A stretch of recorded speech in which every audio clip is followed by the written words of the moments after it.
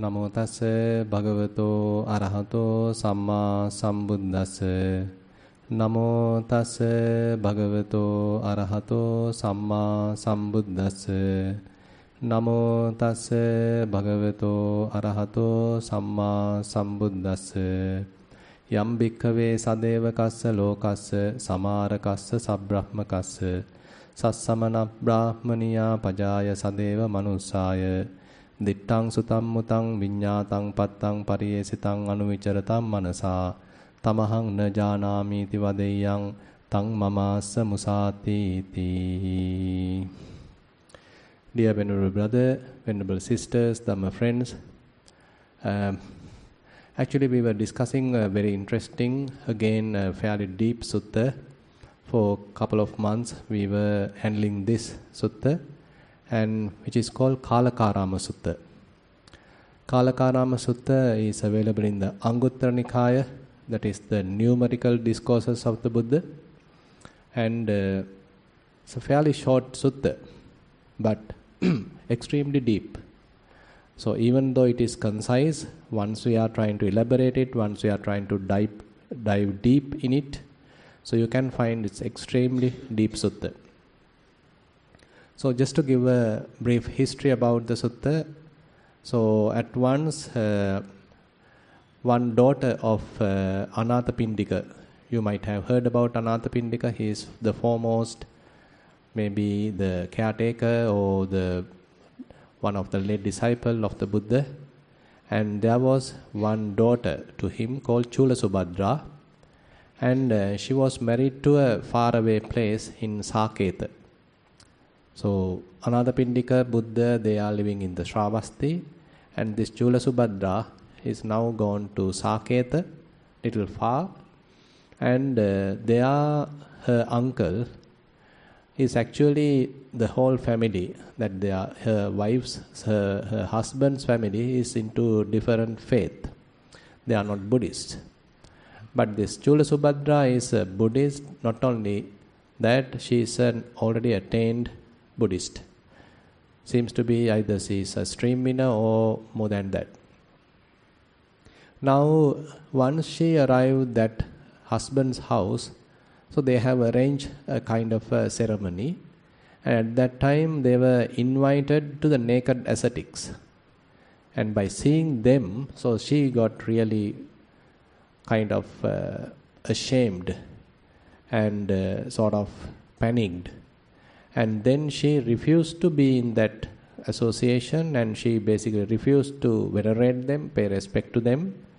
And that was taken as a kind of a misbehavior by the husband's side.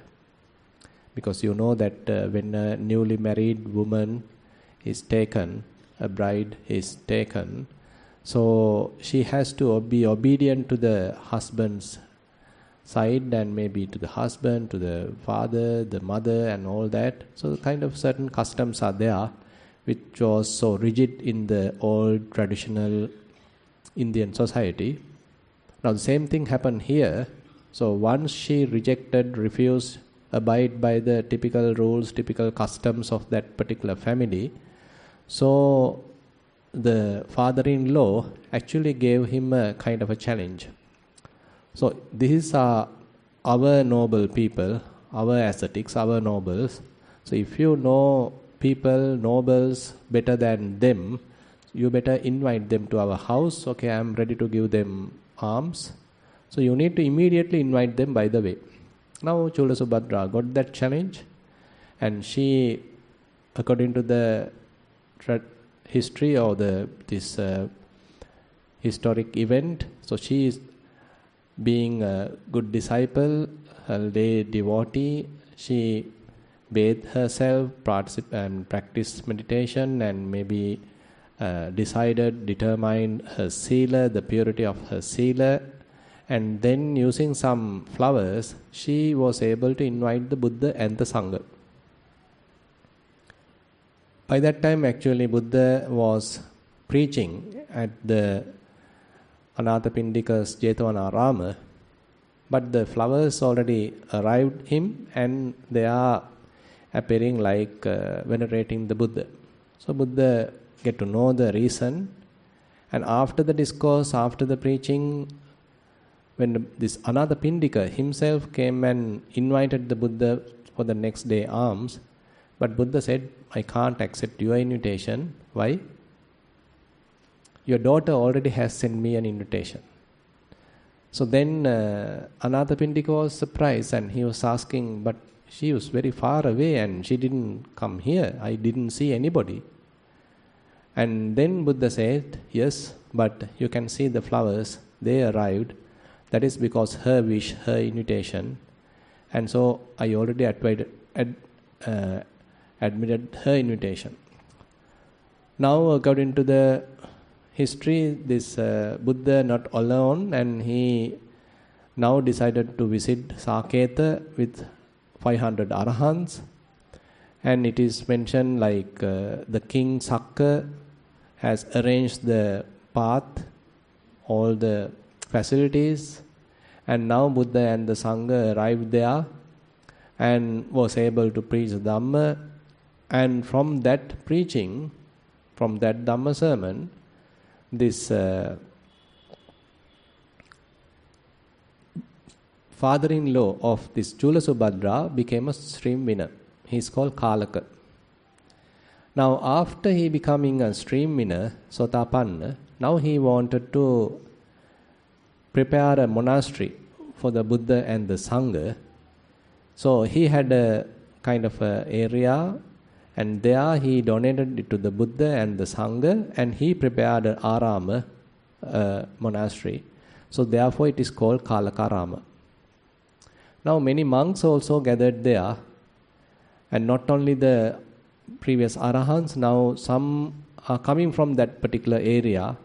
So who were in this particular congregation, who participated in this event, they were all quite happy, they were pleased by the Dhamma, uplifted, and some of them also became monks. And now at one occasion these monks were discussing about the Buddha's sublime qualities. So before Buddha arrived this area, this Saketa, everybody were following this naked ascetics. They were in a wrong faith. But now, after the arrival of the Buddha, hearing the Dhamma and seeing the Sangha, so these people are very much like convinced about the true path. Now all have become Buddhists, they are practicing, and now we are all here as monks. So these are the kind of sublime qualities of the Buddha. So they were quite happy and appreciative about the Buddha's qualities. And at that time, Buddha now arrives the Dhammasala, the gathering. And he asked the question, so what were you discussing before my arrival? And then the monks explained, Bhante, we were not thinking something else, not discussing something else, but we were thinking about you, discussing about you, certain higher qualities of you, and that was our discussion. And then Buddha delivered this Kalakarama Sutta, which is actually further explaining some deep qualities of the Buddha. So the Buddha in a way exemplified the completion of the Dhamma, perfection of the Dhamma. So therefore the Sutta evolves at different layers or different levels, different stages according to the commentary. So therefore Kalakarama Sutta is explained using 5 stages. First stage is talking about the Sarvajñata Bhumi. That means the omniscience of the Buddha. Then second is the Shinasrava Bhumi, explaining the complete eradication of the defilements, or we can say the influxes, the asavas. So utterly pure. The mind is completely purified. Shinasrava Bhumi. That particular aspect is included in, very briefly by the way, in this Kalakarama Sutta. Then the third aspect is called the Satya Bhumi, where how Buddha was able to overcome all different kind of views arising in one's mind, and he was able to overcome all those different views and was able to purify his mind from all views, and he is utterly established himself in the pure truth. Satya Bhumi. And then the fourth one is called the Sunyata Bhumi, talking about the voidness or the emptiness, which is particularly the non-self aspect of the teaching, deeply explained. And the last one is called the Tadi Bhumi. We can say the suchness, or we can say how the mind being developed to a level which is capable of maintaining stability irrespective of the upcoming circumstances. Mind is completely stable. So the Sutta has this kind of a skeleton in a way, this kind of a 5 stages. So we are trying to go one by one, and we almost covered first and the second during last couple of months. That means we touched about the Sarvajñata Bhumi, and again we touched on the Shinastra Bhumi. So as you know, these are extremely difficult areas or fairly comprehensive areas. So what I explain is not the fully comprehensive thesis, rather it's a very concise, touching or concise explanation to the amount of what I understood. So this particular theme was actually a fairly interesting topic. In the ancient Sri Lanka, certain monks used to discuss overnight discussions or overnight sermons. One popular event has happened long time ago during the King Saddasissa, where one venerable called Kalabuddha explained in this Kalakarama Sutta throughout night, whole night preaching. And king was so pleased to hear it, and he offered the whole kingdom, that the whole island, as a gift, as a Dhamma gift to this venerable. So this kind of interesting history is there. And on the other hand, during the King Asoka's time, when he was sending different groups, missions to other countries, and he has sent one arahant called Venerable Maharakkita to the Yonaka Desa. You know that in today's terms, maybe the Greece. So once they arrived there, so he has chosen this Kalakarama Sutta as the topic to deliver the Dhamma sermon, to teach the Dhamma to that gathering. And it is explained in certain inscriptions, and even in our Mahavansa, it is also explained. So these kinds of some historical background is there to this sutta.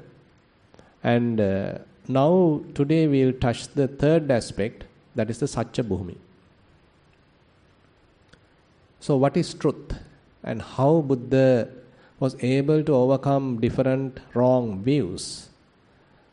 So the wrong views can cause certain misbehaviors in us, and they can be the guiding principle in us, how we think, how we talk, how we behave bodily. So therefore views play a big role in our behavior. So there's an interesting incident happened which we were discussing these days in the Salleka Sutta, Majjhima Nikaya Sutta. So there are one venerable called Mahachunda. He is coming with his disciples, his followers, Venerable Mahachunda, also being an arahant, and he is coming with his students to see the Buddha, and he is asking an interesting question. So he is asking like this: Yaima bhante aneka vihita ditthiyo loke uppajjanti attavada patisangyuttava lokavada patisangyuttava adimeva nuko bhante bhikkhuno manasi karoto evametasan ditthinam pahanam hoti evametasan ditthinam patinissaggo hoti. So what he is asking is, Bhante, there are different kinds of wrong views are arising. So he is categorizing these many different kinds of views into two broad groups. One group is called the Attavada Patisangyutta. That means self-based views. Self-based views. And the next type is called Lokavada Patisangyutta. That means world-based views. So we'll try to explain them so that we can understand what they are. And those different kinds of views are arising in one's mind, in this people's mind. Now he is asking, Bhante, are these different wrong views be able to abandon during the early stages of our practice? Or do we need a fair amount of practice, a fair amount of wisdom to abandon that? Are they able to easily abandon, quickly abandon, or it requires fair amount of wisdom, a considerable amount of practice to abandon them? Now you can see, so why he is asking this question. Now, interesting thing is, his students seems to have wrong views. So that is what the commentary says. So his students, Venerable Mahachunda's students, were thinking that they were already stream winners, they were already nobles, but not being stream winners and not being nobles. So they are still, seems to be their early stages of practice, but they seems to have overestimated themselves, thinking that they already accomplished. Now, Venerable Mahachunda wants to get the answer directly from the Buddha, so that's why he is accompanying all the students to the Buddha, asking directly from the Buddha. Now you can see, even during the Buddha's time, so these different wrong views or overestimations, misunderstandings have happened. So it is a common thing, common mistake in the spiritual world. So sometimes we get the overestimations about ourselves. And probably if you are keeping it up to you, it may be less harmful. But if you are propagating that, then it may be more harmful.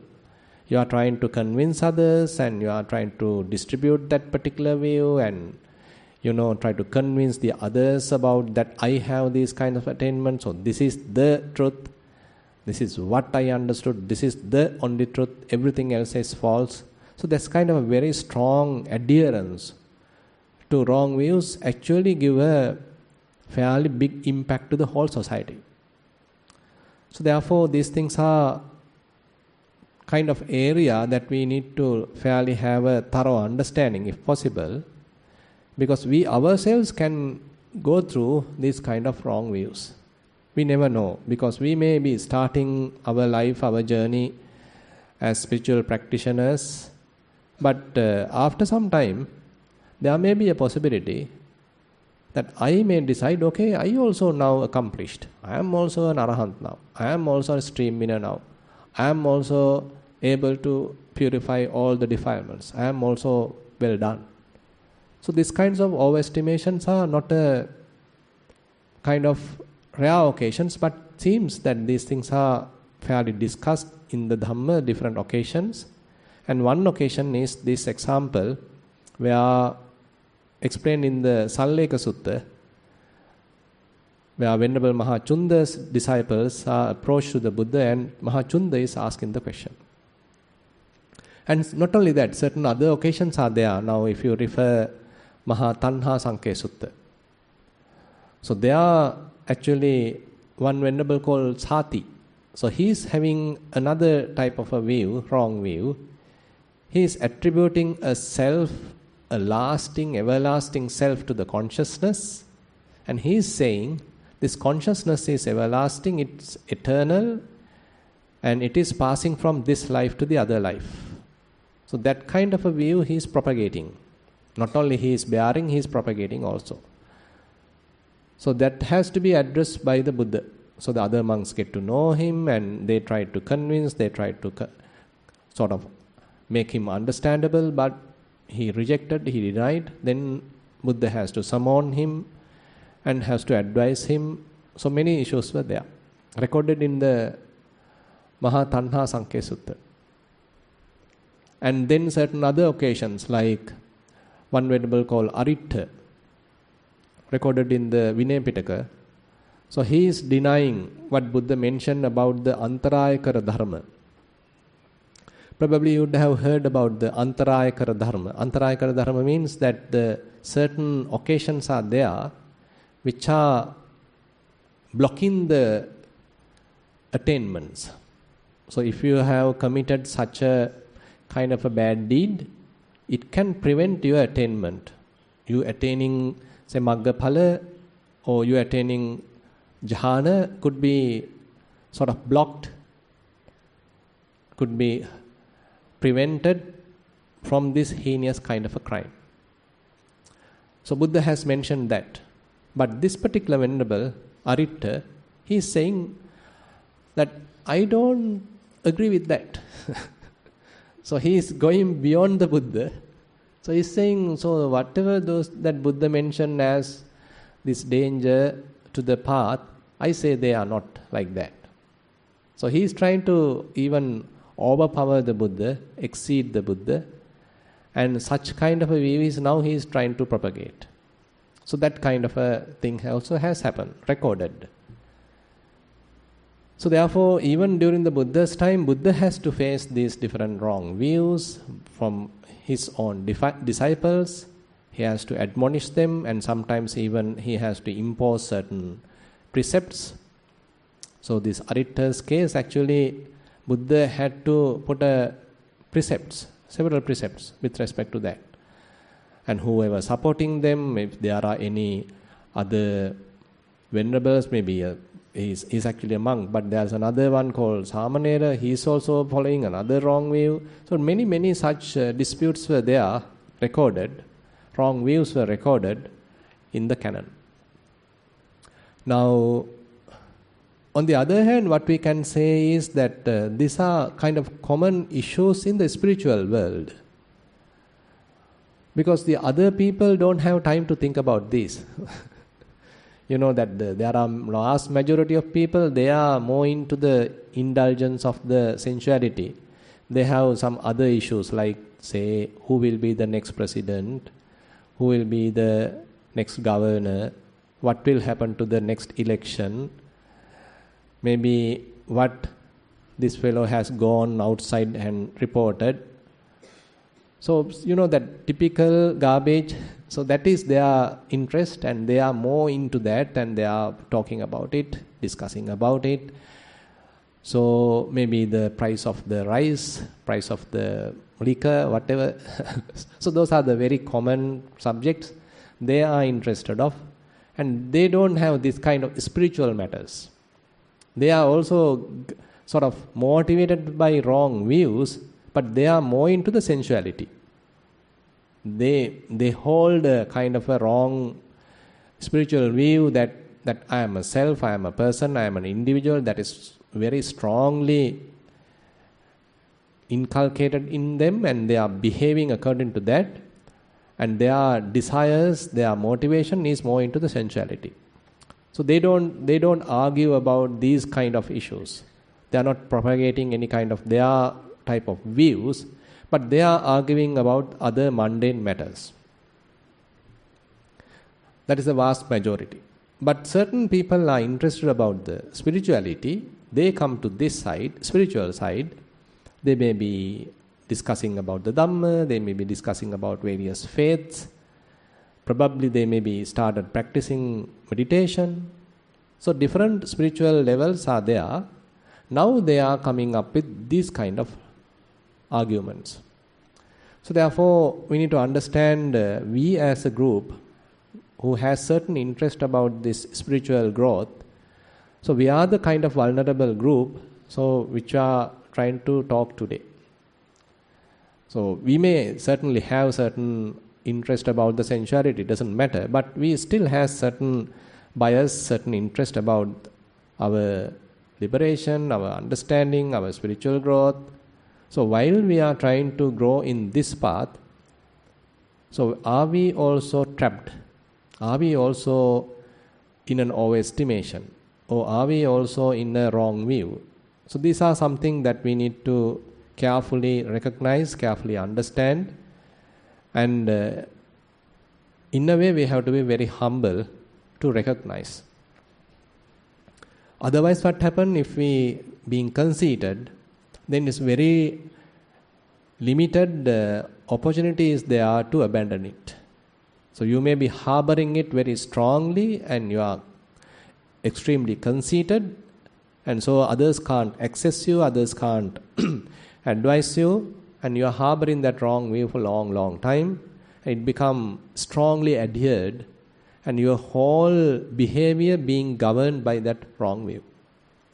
Now, as an answer to this question raised by Venerable Chunda, so Buddha pointed out 3 stages of the views. Actually, this is what we are discussing on Wednesdays and Sundays. Wednesdays in the Sutta teaching session and Sundays on the Sunday Sinhala Dhamma sermon. But it's quite valid here.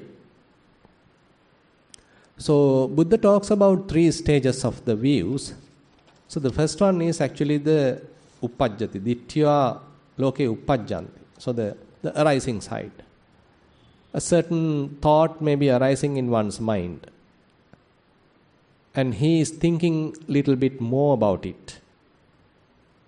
And now slowly his mind is inclined towards that kind of a view. Now slowly this view is brooding in his mind. So this is the arising side of the view, wrong view.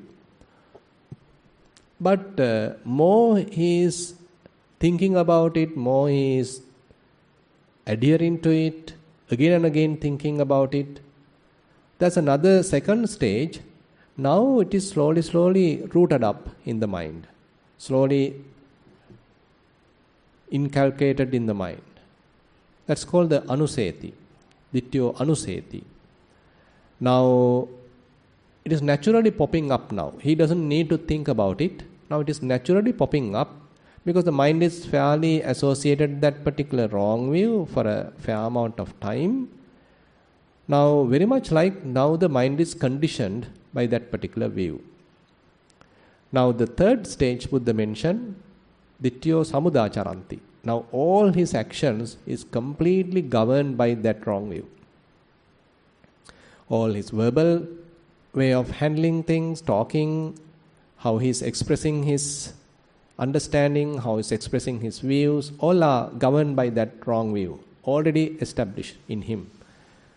And further, whenever he is thinking, that thinking also governed by that wrong view, already established wrong view. And whatever the bodily actions, that is also governed by that wrong view. Now he is trapped.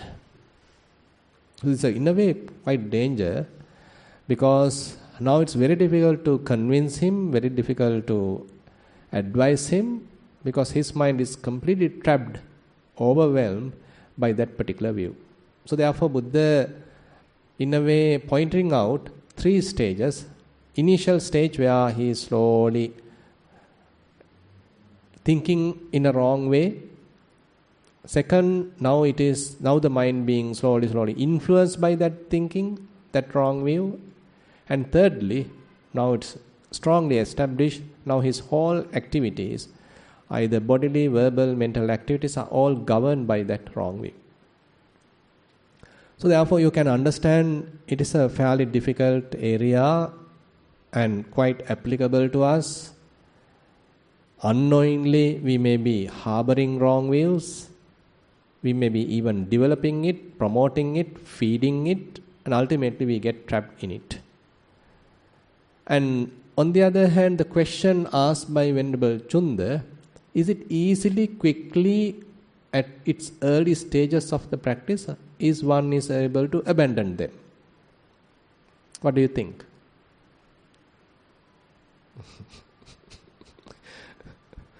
So Buddha actually answered the question at different levels. So he first addressed the meditative level actually. So probably you have heard about this in the Salleka Sutta. He first say, you might have a wrong view about the jhana. So thinking that while being in first jhana, while being in second jhana, while being in third jhana, fourth jhana, I am able to cut off the defilements. My defilements are being depleted, weakened. So I better stay in jhana for long hours because my defilements are being abandoned. Buddha said no. It's a wrong view. So being in a jhana in the material level, that means in the rupavachara level, is simply a pleasant abiding. Then he talks about the arupa jhana, the infinite space, infinite consciousness, then the nothingness, and then neither perception nor non-perception. Neva sanya na sanyayatana. If someone is thinking, okay, while being in this arupa jhana, I am cutting off defilements, I am weakening defilements, then Buddha said no. This is a mere peaceful abiding. So in a way, this is a kind of a blow to the meditators. Because we like to stay in a jhana, we like to promote jhana, or we like to develop a kind of a samadhi, dwell there, enjoy that, and we think, okay, we are better off and than the others because the others are still struggling. They can't at least maintain their mindfulness at a couple of breaths, but I am able to maintain my concentration even in 1 hour. I am fully absorbed. So we get a kind of a conceited mentality by seeing the beginners. So they are still struggling, but I am, a well-to-do person now. I am a what's called the dhyana labhi. I am gifted with jhana now. I am a first jhana winner kind of thing. So you can have that kind of a considered view. So with respect to the concentration, that's a typically possible thing. Because having a jhana, attaining jhana is also not an easy thing. So you need to practice a lot to attain jhana also. So once you attain, you start appreciating it, you start dwelling it there, it's really blissful, and you can easily misled thinking, okay, I have attained even Maggaphala. That's another area discussed in the Brahmajala Sutta, where certain group, Buddha talks about the Ditta Dhamma Nibbana Vada. In this very life, attaining Nibbana. But in a wrong way. Certain people attain first jhana, but they misunderstood it is Maggaphala. Certain people attain second jhana, they misunderstood or overestimated, thinking that I attain Nibbana. Third jhana, misunderstood, thinking I attain Nibbana. Fourth jhana, they attained but misunderstood, thinking this is the Nibbana. So therefore, that is handled another level also at the Brahmajala Sutta, telling it as Ditta Dhamma Nibbana Vada, where taking jhana as wrongly misunderstood as Maggaphala, path and fruition. That's another misunderstanding. The problem is, sometimes, say for example, you are trying your own. So you have heard about some teaching, some practice, and you are developing mindfulness, and as a result of the development of mindfulness, say now you are able to maintain your concentration for a fairly long time, and say you are able to sit for 1 hour, almost like a statue, very blissful, no pains, almost like floating, and time to time you feel like blissful experience, and you think, my goodness, I attained stream entry. So how are you going to verify? So you yourself decide, okay, I am now an attained person. Probably you can even go beyond that. Someone can say, I am an arahant now. That's also possible. Maybe someone can go even beyond that. I am a Buddha now. Pacceka Buddha or Buddha. Very difficult. How now someone saying that I am an arahant now, or I am a Buddha now. So then how these other people can come and convince them? Because other people are, they are just idiots, no? They are talking about the bread price, then about the rice price. So that is their business, their area. So how can they come and convince this person? This person was practicing, this person was meditating for a long time, and he is the advisor in the particular group. So how the other audience come and convince him? Very difficult. So therefore, in the spiritual world, this mistake often happen. Say they start practicing and they dedicated and they really practice and they attain something but don't know what it is, but they can easily overestimate that thinking this is Maggaphala. So attaining a samadhi state is not a difficult thing in that sense. Because, say for example, if you are practicing Anapanasati, and often people record, okay, Bhante, I am going through this practice. Now I get a kind of a light, very pleasant. Previously I come across different lights, different colors, but they were not stable, they have disappeared. But now I get a light, it's quite strong, quite stable, quite bright. And I absorb to that. I stay there for 1 hour. No pain, no aches, no defilements. Even after emerge from that particular samadhi, I have no lust, no hatred. Maybe I am a non-returner now. This mistake often happen. So thinking, because the concentration power is so powerful, so influential, and not only while being in the jhana, even after you emerge from that, there may be a possibility for several days you are not getting any lustful thoughts. Not even being angry when someone else is teasing or insulting, you are not getting angry either.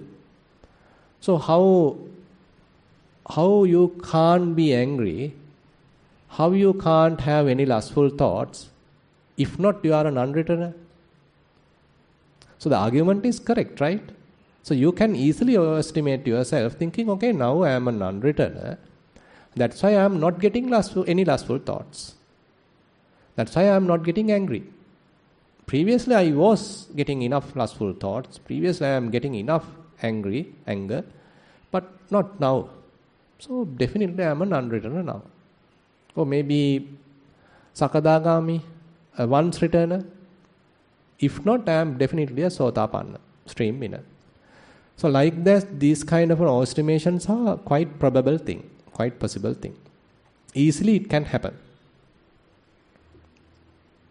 So there should be a fair amount of, in one sense, one has to have a theoretical understanding about the Maggaphala, or one has to have some theoretical understanding about the jhana, how to verify whether it is a jhana or a Maggaphala. So all these things are very deep subjects, very difficult. So therefore, oneself deciding I am an Arahant, I am a Sotapanna, I am a Sakadagami, by his own limited knowledge is having kind of a trouble. So we need some sort of a guidance. We have to be fairly humble. We have to participate in fair amount of discussions. We have to share our experiences. And we should be guided by the Buddha's teaching. Then maybe fairly reasonable way, I can recognize where I am. But the vast majority of others who are talking about the mundane things, they can't decide. They can't simply say, now yes, sir, yes, Venerable monk, you are an Arahant now, you are a Sotapanna now. The other mundane group, vast majority of the folk, they can't decide. Because they are into the more sensuality, they are more into the sensual indulgence. How can they decide that we are an Arahant? Say you are a spiritual person and you are a meditator for several years, but your husband is not, your wife is not. And she assumes that you are the husband and you are the male and you are meditating. You are more into spirituality and you are maintaining good, morality also. You often practice, several hours you practice. Your wife is simply looking after the household activities. And now you say, I am a Sotapanna now. So whether the wife can attest that, whether the wife can verify that, whether your children can verify that, your neighbors can verify that, they are on their own activities, right? So they are talking about the mundane business. So how can they verify your attainment? They probably can admit, yes, seems to be you are a good person and you are actually a very moral person, and you seems to not getting into any arguments now, not into any quarrels now, and seems to be, yes, my husband is a Sotapanna now. My neighbor is a Sotapanna now. So we can give such kind of a certificate. So therefore these areas are quite difficult areas for one to decide, for ourselves to decide. So we'll get into different areas in this sutta. So therefore Buddha particularly mentioned that typical mundane type of people who are more into sensuality are quite unable, incapable of deciding someone else's attainments. That's something we need to admit.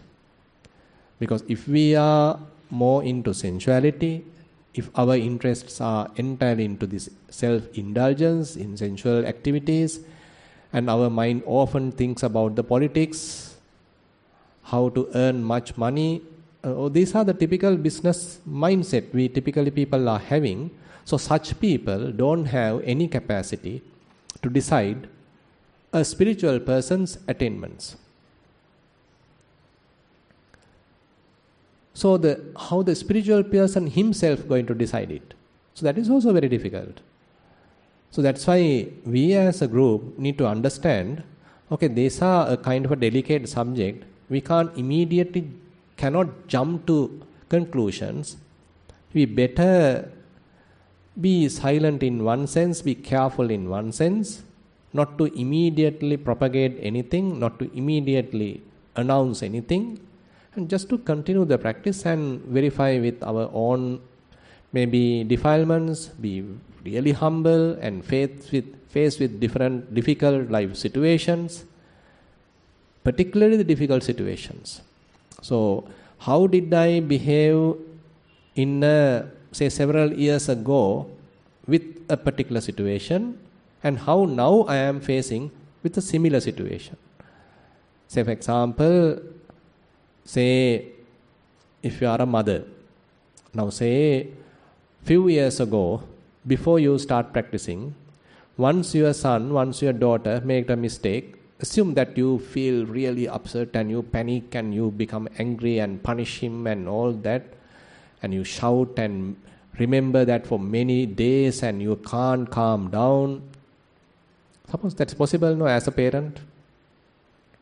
Now suppose after several years of practice, now today also, same child or different child doing the same kind of a mistake.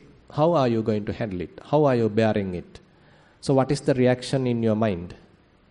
Are you able to bear it? Are you able to properly handle it? Are you not being restless, not agitated? Still responsibly, properly advising the child? Compared to your previous behavior and today's behavior, what is the change? And that also has to be a very difficult activity, not a mundane, trivial activity. So that is another criteria Buddha mentioned, we'll take later. So deciding someone's attainments is possible not maybe at a trivial level, that particular person has to face a fairly difficult situations. On those difficult situations, if he is maintaining a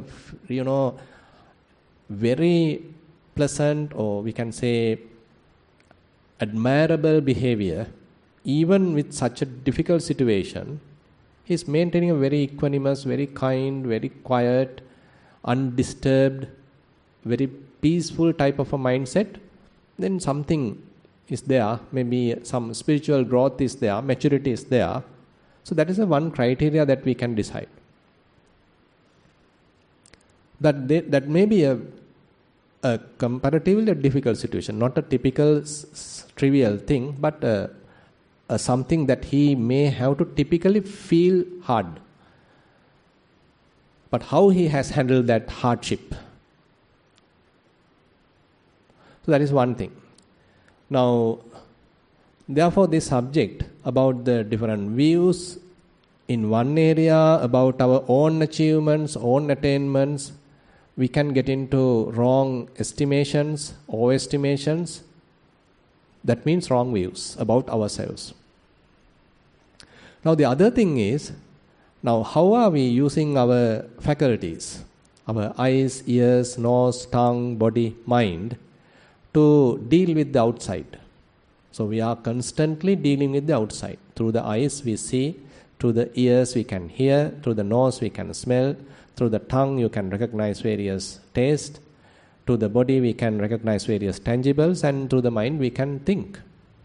So from the morning to end, so this is what we are doing, interacting with the outside.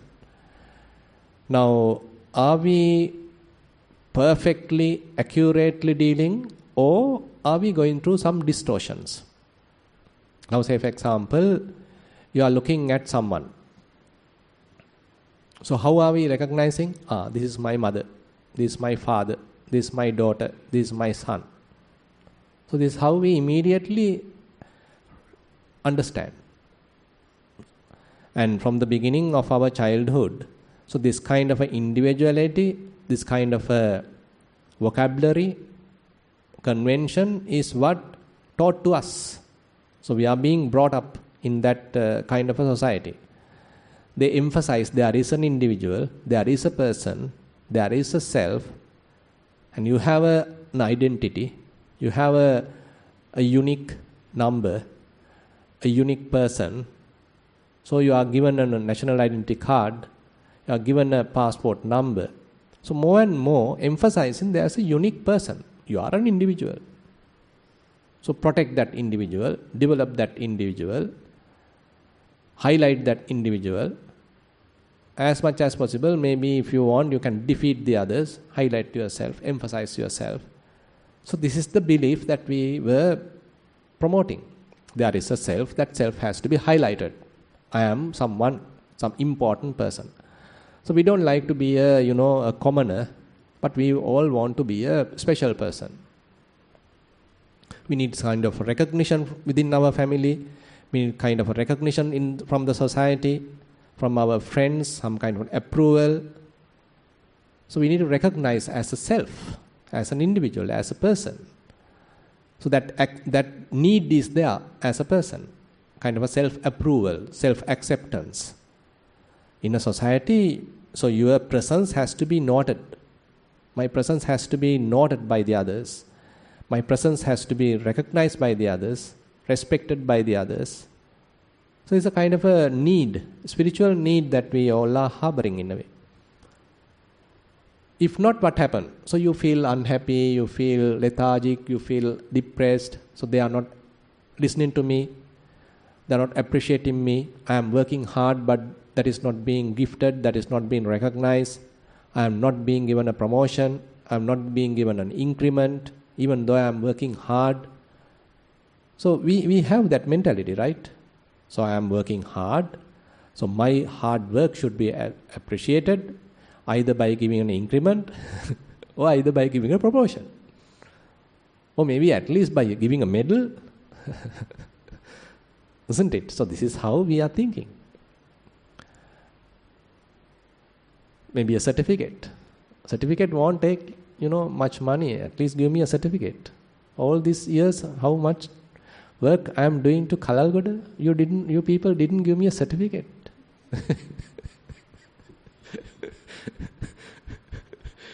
So anyway, so like that, we want that appreciation. Because a self is there, a person is here, a self is here. So this self is another area that we have to deal with. So this Venerable Chundas asked question, Attavada Patisangyuttava, a self-based views. So that is where we are coming to one important area called Sakkaya Ditthi, the personality view. So we all recognize as an individual, as a person, and now Buddha explained it with respect to the 5 aggregates. Say you are a beautiful person, so your complexion is very pleasant, maybe fair, and others are appreciating that, and you won the gold medal at the Aurdutsavaya. And recently you maybe After married also you get that Mrs. World something. Recently our Sri Lankan woman got that right. The second, I think. So even after marriage, you are being your appearance being appreciated, being gifted, and all that. So that promotes the self using the body, the appearance of the body. So therefore, to develop a self view using the body, using body as a reference, is commonly available, commonly possible. Either whether you are very strong, or you can run very fast, you can sing very beautifully, your complexion is beautiful, your appearance is beautiful. So all are body related aspects. So using various skills attributed to the body, I can promote a self. So this is very common. You all can understand. So one easy way of presenting a self, appearing myself, showing myself, is using some bodily presence. So that's why we are beautifying ourselves. That's why we are wearing very beautiful clothes. That's why we are using very expensive vehicles. So show off our status using the body, using the physical appearance. That's why we are going for several story, say, houses. So all are physical appearance. So physical appearance is one area to boost the self, to boost the ego. Are you doing it? So physical appearance, physical objects, all our material wealth, particularly the physical aspects, we are using to boost a self. Recognize it is me, it is myself, it belongs to me. Say for example, you are having a beautiful house. So everybody come and say, okay, who is the architect? It's really beautiful. How much you spend on this house? So then you really like to explain it. I did it that. This my friend is there. He's the architect, and you know how beautiful it is. You know the way that you explain it, how it is coming up in a really with a good accent, not in a humble way, but more motivated way, exaggerated way. So this is because my house. This is my house. My house they are admiring. It's my vehicle they are admiring. My son they are admiring. My daughter they are admiring. My husband, my wife they are admiring. So all our physical objects are used to boost a self. And then the feelings. So we all want to live happily, experience pleasures. More we experience pleasures, I feel I am successful. So, say for example, you are capable of going through maybe some tourism or different countries and have a lot of experience, different feelings. Or even, if you are going through some suffering, that also can boost a self in a more depressive way. I am not gifted. Others are really gifted. I may be a sinner. I is still there. So our disadvantages, so our suffering, our pains, our cancer, our different diseases, all still can promote a self. So that's why they start committing suicide. There is a self available. That self has to be denied. That self has to be terminated. It's a bad self, defeated person. Now he become depressed, so he want to kill himself. He want to attack himself, get revenge from himself, because you feel completely depressed. Because there's a person, that person is completely useless. Self-pity is there now. Still the negative side still can boost a self, but in a more pity way, more depressive way. Either you are going through a pleasurable feelings to boost yourself, or the negative feelings, painful feelings still can boost a self. And different perceptions are another area. That means, say you are a well-learned person, You have a lot of academic performance. You acquire a lot of knowledge. You can memorize a lot of things. Say you can remember many books. Your memory power is very high. And you are the winner of several gold medals. So like that, our capacity with respect to the perceptions, various sanya, the storage capacity, memory capacity, in that sense, that knowledge capacity, all can be used to boost a self. That's why we want to be the first. We want to win a prize. So it gives a boost to us. You don't want to be the final in your class. Anybody? Just pass, or you want a distinction. Say you are facing your O-levels. So is your mother telling you, son, daughter, it is enough to take a just pass, just an ordinary pass. That is enough for you. Did anyone tell you like that? So typically all these our exam marks help us to boost as a self. Now all our other activities, in the sense my way of say presentation, so how you are presenting, kind of handling a meeting maybe, how your presentation you are done, so how is your ideas, maybe a brilliant idea. Suppose that you are in a meeting and you are presenting your whatever the past activity, very nicely done presentation. So others are all impressed. They say, "Oh, really? My goodness, what a performance you have done. Definitely you will get a credit. Definitely you will get a promotion. Definitely we will win this project." So because my performance. So all these performance actually are coming under the, we can say, the sankhara khanda. Our creativity, our activities, bodily activities, verbal activities, our verbal presentation, how you present yourself verbally in an impressive way. So all help to highlight a self. And then a very deep area, another thing is, now when I see something, there is a person here who has seen it, isn't it? So when I am telling something, you all are hearing. So there is a person inside you to hear. That's why you are hearing, right? Am I correct? So I am talking, so there is a person who is talking. This is the way we think, like, right? So when I am seeing, there is a person who is seeing. When I am listening, hearing, there's a person who is listening.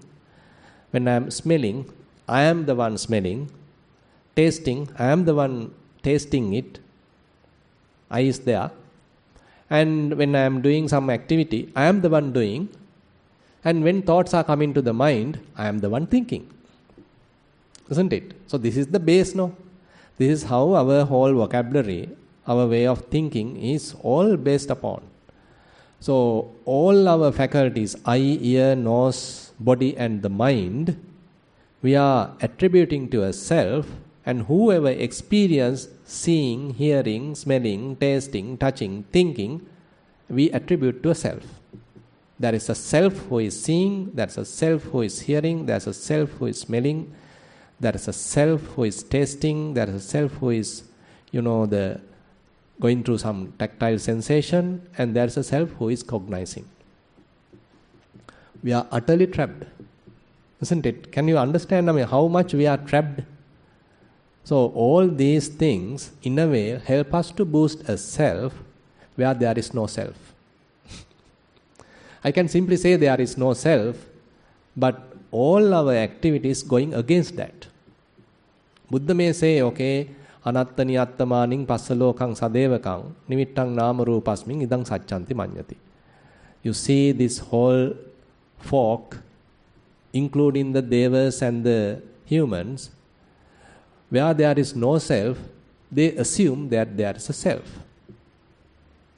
So Buddha has said that. But our way of living, our way of understanding, our way of, reacting to all these basically assures there's a self, convinces us there is a self, and promotes that self. So therefore, abandoning self-view, personality view is not an easy thing. So the question by Venerable Chunda, Bhante, is it possible to abandon this self-view, Attavada Patisangyutta, different kinds of self-related views, easily at early stages of one's practice? Is it possible? Now we can say, not that easy. Thinking it may happen easily by being a Buddhist. If I simply say I am a Buddhist, so I don't have a self-view. Because after I go Buddha, Dhamma, Sangha, 3 refuges, since I am maintaining my good conduct, moral conduct, my sila, for 5 years now I am not eating even a fish. So I don't have self-view. So we can't say like that. So we can, being a really good moral person does not assure that you don't have a self-view.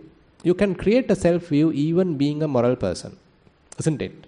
You can simply say, all my family members are killing animals. They don't have any sympathy. I am the only one who has sympathy. I am the only one. Isn't it? I am the most compassionate person in my class. All others don't have any compassion, but I am the one who is having the compassion. So all the good qualities also can promote a self, isn't it? So therefore it is not easy as we think, not easy as we can say. So many different ways we are trapped. Many different ways we are boosting a self. So if we have jhana, I can say I am the one who is having jhana, others don't have, still boosting a self. And you see others are having jhana, you don't have jhana. I am a poor guy, still, my mind is distracted. How much time I am practicing, I can't attain first jhana, still boosting a self. In many different ways we are trapped. So therefore, this tangle is not easy to untangle. So we have to have a fair amount of practice in that sense to untangle this, to abandon the self-view. So with respect to 5 aggregates, time to time we are making a self, we are promoting a self, different thoughts are arising in our mind, grasping different aggregates, promoting a self. So we need a fair amount of practice to then and there, whenever these self-views are arising in our mind, to recognize that. So we need to be fairly careful, fairly mindful, fairly attentive what this mind is thinking. What are the kinds of thoughts going on? Right now, what type of aggregate taken as me, as myself,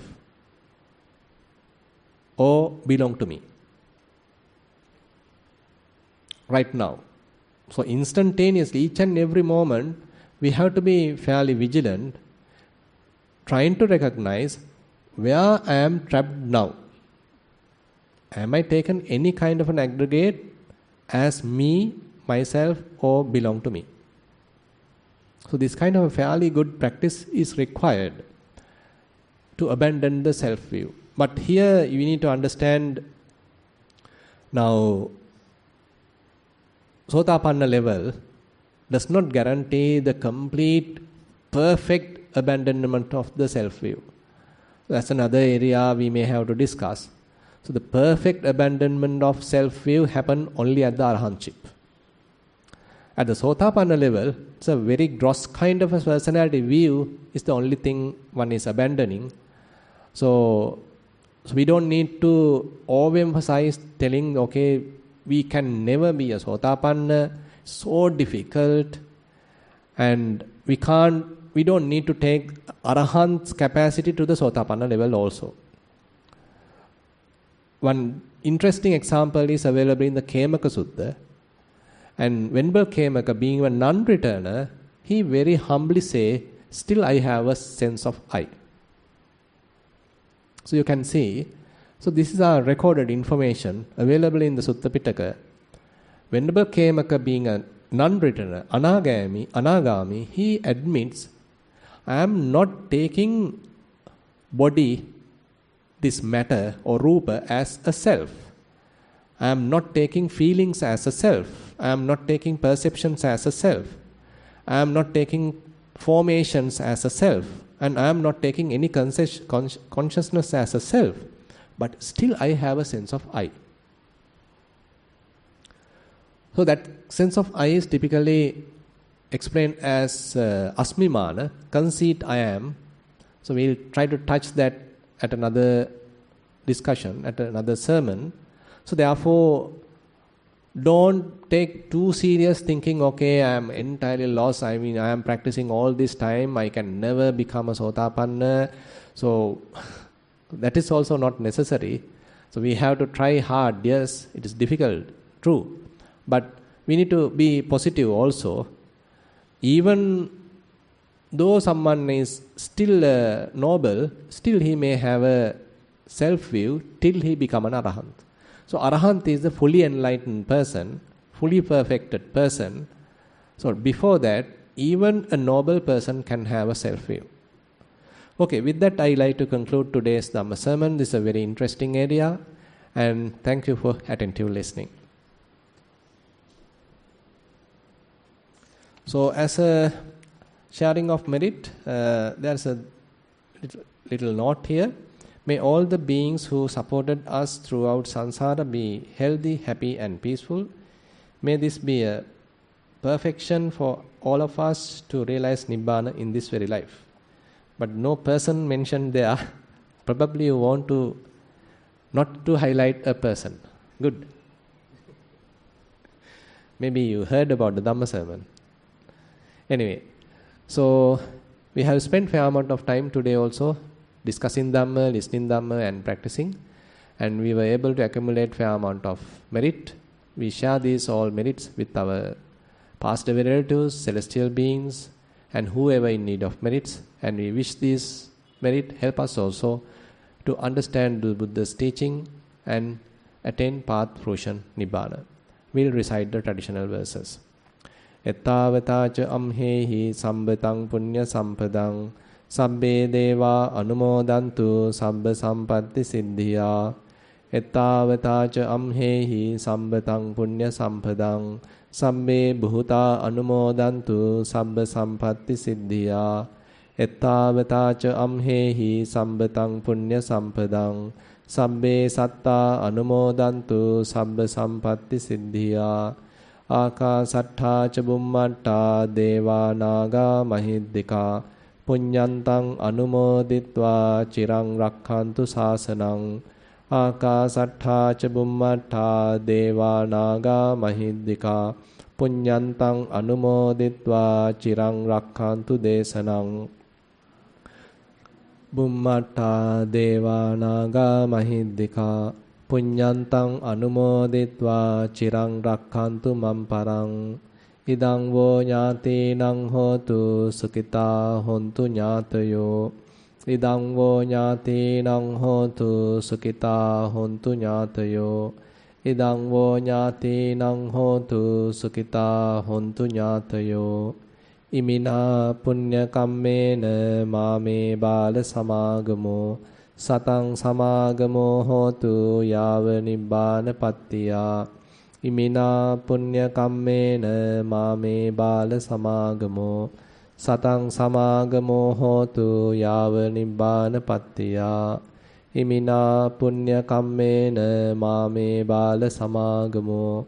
Satang samāgamo hotu yāva nibbāna pattiyā. Sadhu, sadhu, sadhu.